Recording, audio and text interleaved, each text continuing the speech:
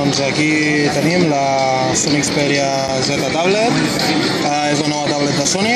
Com podeu veure és una tablet de 10,1 polzades de grandària, són 1920 per 1200 de resolució.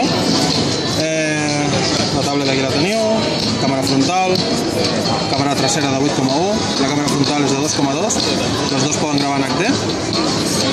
La tablet internament té un processador quad-core i 2 GB de RAM. Com podeu veure, respon molt i molt bé, va molt fina.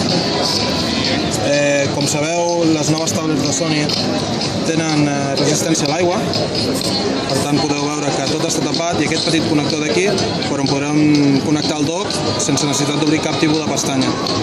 Com veieu, tenim pestanya per a tot.